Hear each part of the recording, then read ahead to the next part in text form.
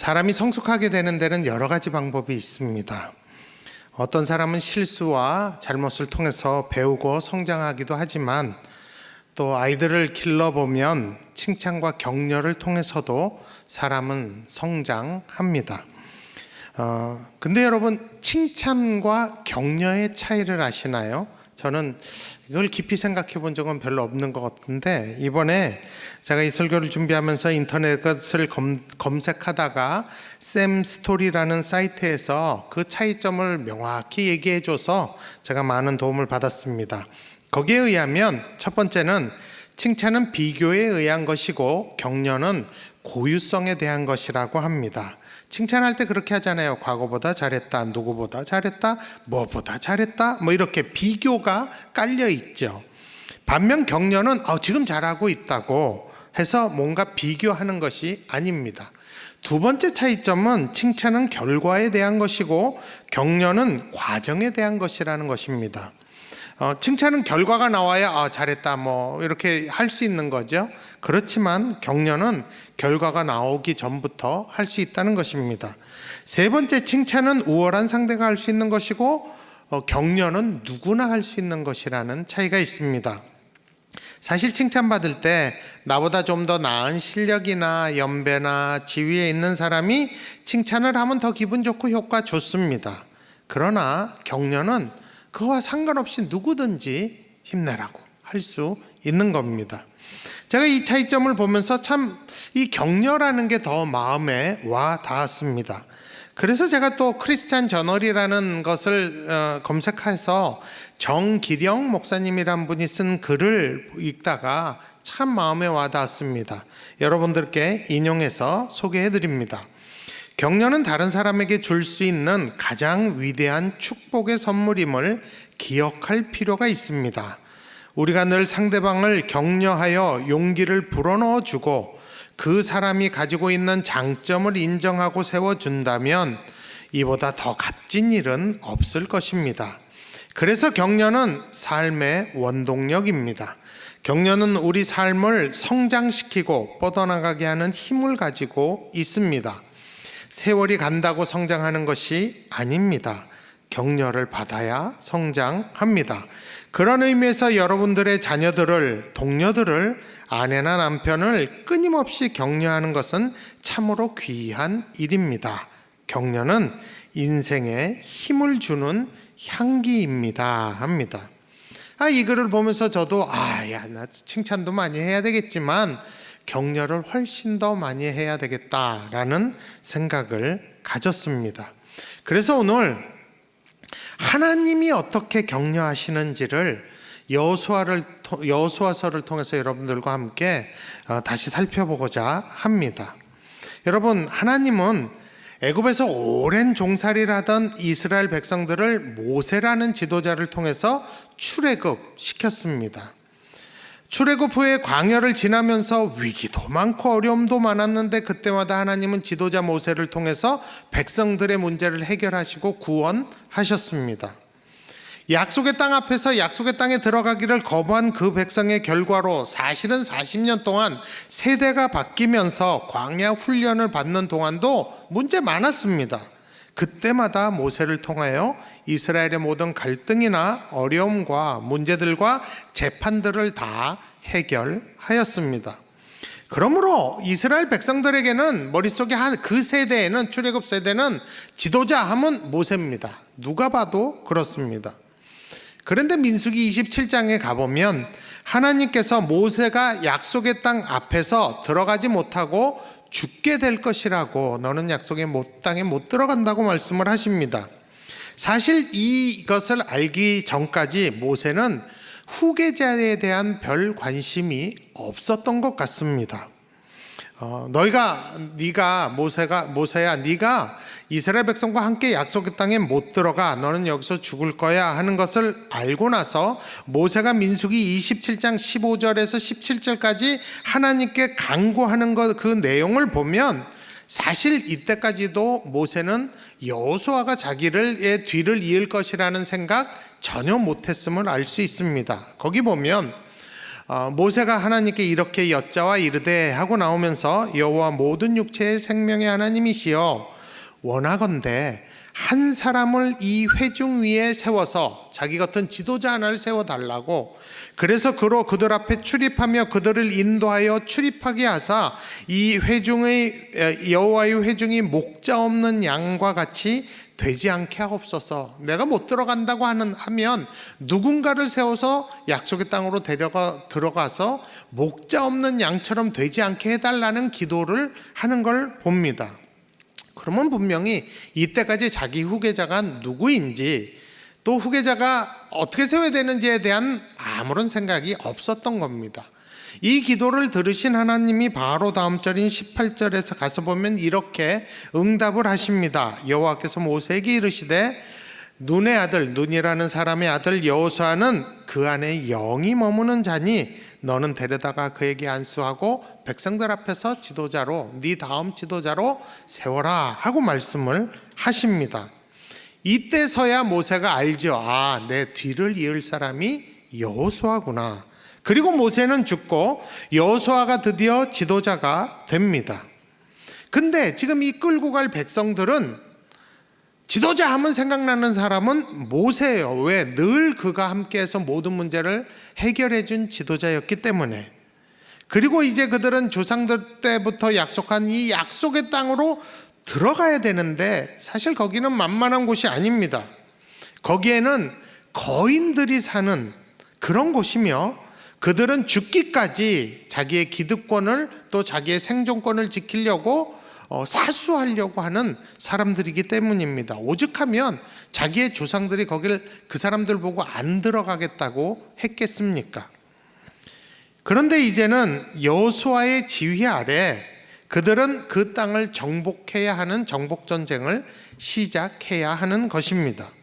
그러니 수많은 사람들의 관심이 여호수아에게 집중이 되는 것은 당연합니다. 얼마나 여호수아가 부담스러웠을까요? 여러분, 제가 사실 높은도 교회에 오면서 부담스러운 순간이 있었는데, 제가 참 잊을 수 없는 순간이 높은도 숭의교회에 부임해서 첫 설교하는 날. 진짜 사람들이 이러고 쳐다보는데요, 진짜 등골이 옥삭하더라고요. 또 높은도 푸른교회 분립해서 첫 설교하는 날 덜덜 좀 떨었습니다. 여호수아는 오직했겠습니까? 민족의 지도자로 첫걸음을 내디뎌야 하는 이 여호수아에게 이때 제일 필요한 게 무엇이라고 생각하십니까? 여러분, 자기에게 임무가 있어요. 사명이 있어요. 약속의 땅에 데리고 들어가야 돼요. 이런 여호수아에게 지금 필요한 게 뭘까요? 저는 과거에 이 격려라는 정의를 이렇게 내린 책을 본 적이 있습니다. 격려를 이렇게 정의하더라고요. 삶의 일상적인 임무를 수행함에 있어서 위로하고 견고히 세우며 용기를 북돋아 주는 것, 이게 격려다. 여러분, 딱 여호수아 얘기예요.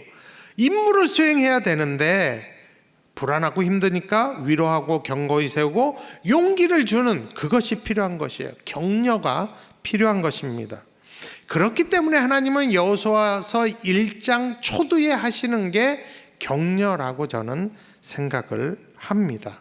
그래서 우리가 여러 번 설교의 본문으로 택한 이 여호수아 1장 1절부터 9절까지를 격려라는 생각을 갖고 한번 보시면 참 우리에게 도움이 됩니다.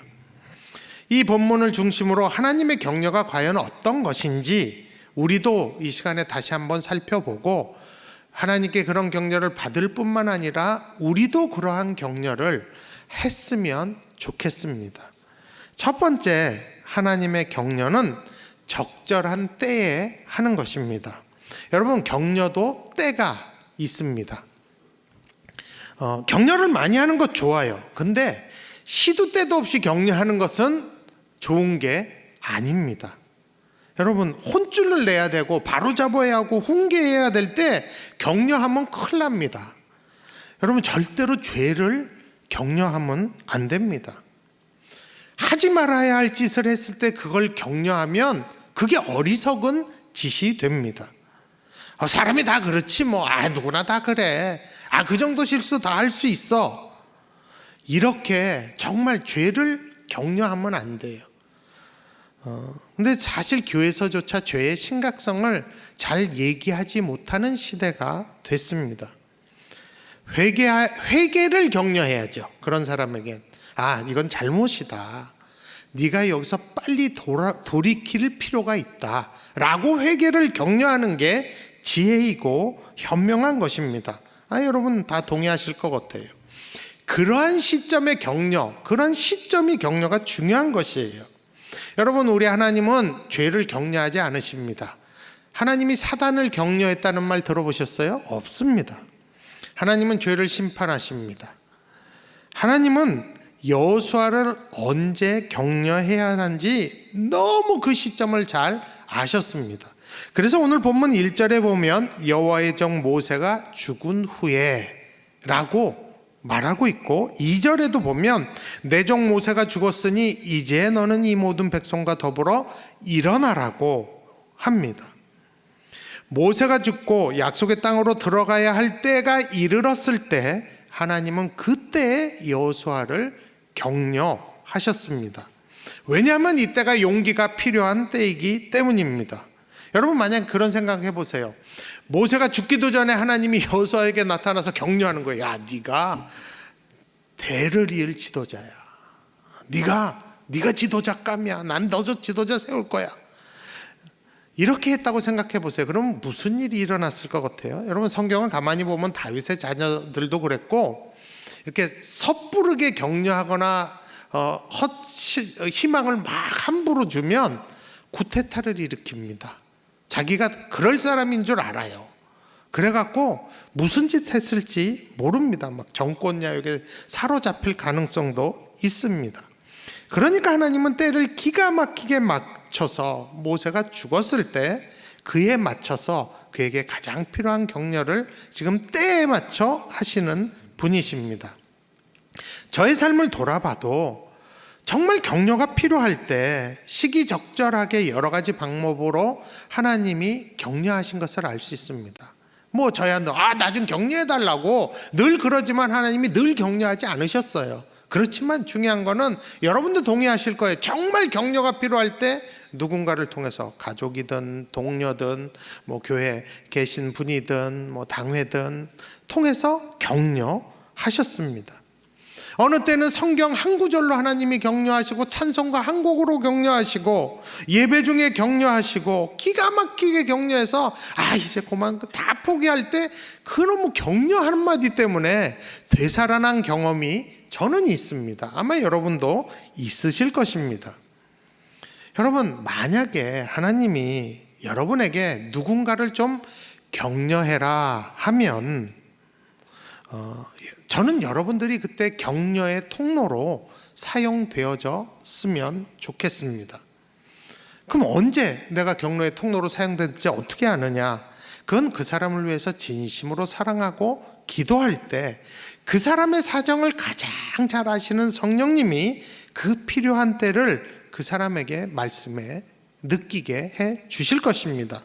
그때 순종하면 정말 하나님이 적절하게 우리를 격려하셨듯이 우리도 그 하나님의 격려의 통로가 될 수 있습니다.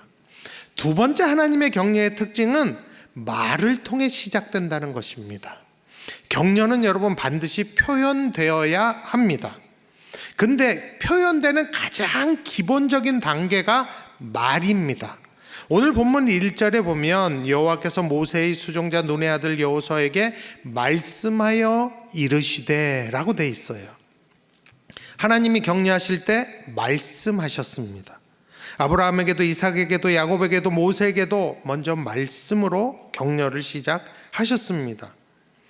하나님이 우리를 격려하실 때도 우리 마음속에 내적인 음성으로 자주 먼저 말씀하십니다. 예레미야 7장에 보면 우리 하나님은 새벽부터 부지런히 우리를 부르시고 말씀하는 분이라고 하십니다. 하나님께서는 여호수아가 불안하고 초조하고 긴장될 때 찾아오셔서 말씀하셨습니다. 똑같이 우리들 안에 정말 하나님의 말씀으로 인해 격려받은 경험이 있으신지 한번 되돌아보시기 바랍니다. 만약 없다면 사모하세요. 기도하세요. 저는 진짜 하나님의 격려를 받고 싶습니다 라고 기도하셔야 합니다. 진짜 내가 불안해 있을 때, 막 조마조마해 있을 때 하나님이 야, 내가 너와 함께 한다, 이 말 한마디가 나에게 격려가 준 적이 있어야 됩니다. 여러분 기도하세요. 아마 있으실 줄 압니다. 하나님이 우리를 통해서 누군가를 격려하실 때 그 시작이 말이기 때문에 우리는 슬기롭게 그 말을 해야 합니다. 단어 하나를 써도 하나님께 받은 신중한 표현을 가지고 격려의 말을 해야 합니다. 여러분 그런 경험이 있으시죠? 저는 있어요. 격려한답시고 했다가 역효과 나갖고 되려 안 하느니만 못하게 된 경험 아마 다 있으실 거예요. 근데 문제가 뭔지 아십니까? 분명히 표현이 문제일 것입니다. 그래서 격려하기 전에 하나님의 마음을 달라고, 하나님의 사랑을 달라고 충분히 기도할 필요가 있습니다. 그래서 이 영어 단어 중에 encouragement라는 이 영어 단어는 라틴어의 심장을 의미하는 COR이라는 단어에서 유래되었다고 합니다. 심장이 실려가서 마음을 실어가는 게 격려라는 것이죠. 세 번째, 하나님의 격려는 소망과 방향과 방법을 가르쳐 주는 것이에요. 하나님 미래에 대한 소망, 갈 방향, 할 방법들을 가르쳐 주십니다. 하나님이 여호수아를 격려하실 때 그냥 달콤한 말씀만 한 것이 아닙니다. 우선 미래를 그려줍니다. 3절에 보면 너희 발바닥으로 밟는 곳은 모두 내가 너에게 주었다고. 그러니까 미래의 땅을 그려주는 거예요. 그러면서 4절에 이 곧 광야와 이 레바논에서부터 큰 강 유브라데 강까지 해쪽 속의 온 땅과 또 해지는 쪽 대해까지 너희의 영토가 되리라. 이 정도가 바운더리가 너희의 영토가 될 거다. 미래의 소망을 구체적으로 주십니다. 그리고 나서 구체적인 갈 방향을 제시하는데 2절에 보면 그러므로 이 요단강을 건너라. 갈 방향을 정해 주십니다. 하나님이 우리를 격려하실 땐 이러한 소망과 방향을 같이 주십니다. 뿐만 아니라 그 약속의 땅에 들어가 약속의 땅을 얻게 하는 이 소망을 이룰 방법들도 말씀하고 있습니다. 요단강을 건너서 약속의 땅을 얻을 방법, 구체적인 방법들이 뭔가요? 하나님이 말씀하세요. 첫 번째가 뭐예요? 강하고 담대하라 입니다. 본문 6절, 7절, 9절에서 3번이나 반복해서 말씀하시는 게 뭐냐면 너가 하나님이 주시는 이 기업, 약속의 땅을 차지하려면 네가 강하고 담대해야 돼 라고 말씀하십니다. 그래야지만 이 땅을 차지할 수 있다는 것이에요. 하나님도 지금 미래를 내다보시면서 여호수아를 격려하고 있다는 문맥에서 본다면 여호수아가 앞으로 헤쳐나가야 하고 대면해야 할 상황들이 결코 쉽지 않다는 것 하나님도 아시기 때문에 그래서 여호수아가 스스로 강하고 담대하도록 마음에 굳게 먹는 게 필요하다는 것이에요. 그래야 그 땅을 얻을 수 있다는 겁니다. 어떠한 상황이 와도 의지적으로 내가 마음을 굳게 먹어요. 강하고 담대해야지 하는 마음을 갖고 있어야 되는 것입니다. 강하고 담대하라는 것은 미래의 소망을 이루기 위해 하나님이 하시는 격려입니다. 두 번째 방법은 율법을 다 지켜 행하라, 말씀을 지켜 행하라 합니다. 본문 7절에 보면 오직 강하고 극히 담대하여 나의 종 모세가 내게 명령한 그 율법을 다 지켜 행하고 우로나 좌로나 치우치지 말라. 그리하면 어디로 가든지 형통하리니 합니다. 여러분, 율법을 주신 것은 뭔가 우리에게 올가미를 하고 얽어매려고 주시는 것이 아닙니다. 여러분, 하나님의 율법은, 십계명이나 이런 율법은 하나님을 위해서 주시는 게 아니에요. 우리를 위해 주시는 겁니다. 여호수아를 격려하시면서 율법을 지켜 행하라고 말씀하시는 걸 잊지 말아야 돼. 이건 격려예요. 좌로나 우로나 치우치지 않고 타협하지 않고 율법을 지키는 것이 하나님이 미래의 소망을 이루게 하는 격려로 주셨다는 걸, 그 방법으로 주셨다는 걸 아셔야 합니다. 여러분, 요즘 매스컴을 한번 보세요. 좌로나 우로나 치우치지 않고 율법에서 하지 말라는 것, 하지 않는 것이 얼마나 그냥 일반 세상 사는데도 중요한지 요즘 매스컴 보면 맨날 나옵니다. 여러분, 과거의 실수와 불장난으로 후회하는 정치인들 얘기, 연예인들 얘기, 스포츠하는 사람들의 얘기가 요즘 맨날 나와요. 여러분, 그거 아세요? 그들이 실수한 그 모든 것 다 율법이 금하고 있는 겁니다. 정말 형통할 수 있는 그때, 이제 피어가려는 그때, 그것에 발목이 잡혀갖고 정말 망신당하고 모든 것을 잃는 그러한 형통할 시점에 그렇게 되는 그 현상이 지금 일어나고 있어요. 여러분, 그러니 하나님이 율법을 지키라는 게 진짜 격려인지 아닌지 내 삶 속에서도 얼마든지 경험할 수 있다는 것입니다. 여러분, 분명히 아셔야 돼요. 율법은, 우리에게 율법을 지키라고 하는 것은 우리에게 주신 축복의 격려입니다. 그 방향으로 가야 돼요. 또 한 가지 방법은 율법 책을 가까이 하라고 지금 여호수아에게 합니다. 왜냐하면 말씀을 통하여 위로와 소망을 주시고 격려하시기 때문입니다. 여러분, 하나님의 격려는 늘 성경에 근거한다는 걸 아셔야 합니다. 성경을 벗어난 격려, 하나님의 격려 없습니다. 그러므로 우리가 성경을 가까이 하는 것은 아주 당연한 일입니다. 성경을 가까이 하면 가까이 할수록 그냥 무조건 많이 읽으라는 거 아니에요. 그냥 여러분, 성경과 가까이, 말씀과 가까이 읽을 만큼 읽으세요. 꾸준히. 그러면 격려받으실 겁니다. 그리고 우리가 누군가를 격려할 때도 성경의 기반 위에 격려를 하는 것이 효과적입니다. 또 하나님의 격려의 네 번째 특징은 뭐냐 하면, 하나님의 격려는 하나님이 누구신지를 말해주는 게 격려입니다. 오늘 본문을 통하여 여호수아를 격려하시면서 하나님 당신이 누군지 얘기하고 있습니다. 2절 6절에 하나님은 이스라엘 자손에게 땅을 주시어 차지하게 하시는 분이라고, 5절에 평생에 너를 대적할 자가 없게 만드는 분이 하나님이라고, 너를 떠나지 않고 버리지 않는 분이 하나님이라고, 7, 8절에 너를 형통하게 할 분도 결국은 하나님이라고 하나님이 그렇게 스스로를 소개하십니다. 왜 하나님이 스스로 이렇게 어떤 분이신지를 여호수아에게 격려로 말씀하실까요? 그 자체가 격려이기 때문입니다. 그래야 모든 상황 속에서 여호수아의 시선이 하나님을 향해 돌아가기 때문입니다. 왜 여호수아에게 하나님은 반복해서 강하고 담대하라, 두려워하지 말고 놀라지 말라고 하셨을까요? 앞으로 여호수아와 백성들이 닥칠 상황들을 가만히 있으면 그냥 놀라고 두렵고 막 어려울 상황이기 때문입니다. 그냥 보기만 해도 얼어붙는 거죠. 오직하면 아버지가, 자기들의 조상들이 그 땅에 안 들어갔겠어요. 얼마나 무섭고 두려우면. 그런 상황에서 제일 먼저 드는 감정이 두려움이라는 걸 하나님이 아시기 때문에 그때마다 시선을 그 사람들을 보지 말고 더 크신 하나님을 보게, 시선을 돌리도록 그렇게 하는 것입니다. 시선을 돌리면 하나님의 약속이 생각나고 하나님이 어떤 분인지 다시 알게 된다는 것이에요. 그러므로 격려는 상황을 보지 않고 하나님을 보게 하는 게 격려입니다. 여러분, 그래서 우리가 누군가를 격려할 때 하나님이 누구신지 우리가 소개해야 합니다. 물론 우리가 얘기한다고 다 그 사람이 그 자리에서 용기 얻는 것 아니에요. 그러나 우리가 하는 그 격려를 통해서 혹시 그 사람이 하나님을 보게 되면 그때 강하고 담대해서 격려받아 임무를 완수할 수 있기 때문입니다. 그러므로 이 모든 하나님의 격려, 여호수아에게 향하신 하나님의 모든 격려를 한마디로 줄이면 뭐냐? 그것이 9절 하반절입니다. 거기 이렇게 나와 있어요. 내가 어디로 가든지 내 하나님 여호와가 너와 함께 하느니라. 이게 하나님의 격려의 결정판인 것입니다.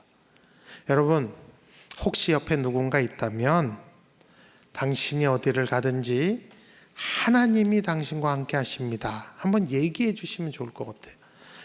화면 앞에서 보시는 분들도 가족이 옆에 있고 친구가 있다면 네가 어디를 가든지 하나님이 너와 함께 하신다고 지금 한번 얘기해 주세요. 여러분, 옆에 분에게 들리든 안 들리든 한번 얘기해 주세요. 하나님이 당신과 함께 하신다고, 어디로 가든지. 말씀을 정리합니다. 지금까지 우리는 여호수아를 통해서 하나님의 격려가 뭔지 봤어요. 하나님의 격려는 때를 맞춥니다. 하나님의 격려는 말로 표현되기 시작됩니다. 하나님의 격려는 미래의 소망과 갈 방향과 할 방법들을 가르쳐 주십니다. 또한 하나님의 격려는 하나님이 누구신지 말씀하셔서 우리로 하여금 그분을 바라보게 합니다. 그래서 내가 너와 함께 한다는 것이 여호수아에겐 가장 큰 하나님의 격려입니다. 이 한 주간 하나님께 격려 받으시기 바랍니다. 그리고 격려받은 격려자가 되시기를 바랍니다. 옆에 있는 누군가 말 한마디라도 마음에서 나오는 그 하나님의 마음을 전달함으로 하시죠 하는 거죠. 누군가에게 격려자가 되시기를 권해드립니다. 우리 이 시간에 같이 찬양하시면서 하나님을 좀 바라보시겠습니다. 보라, 너희는 두려워 말고 보라, 너희를 인도한 나를 보라, 너희는 지치지 말고 보라, 너희를 구원한 나를, 너희를 치던 적은 어디 있느냐, 너희를 억누르던 원수는 어디 있느냐. 보라, 하나님 구원을 보라, 하나님 능력을 너희를 위해서 싸우시는 주의 손을 보라, 보라, 하나님 구원을 보라, 하나님 능력을 너희를 위해서 싸우시는 주의 손을 보라. 우리 한 번 더 보라, 보라, 너희는 두려워 말고 보라, 너희를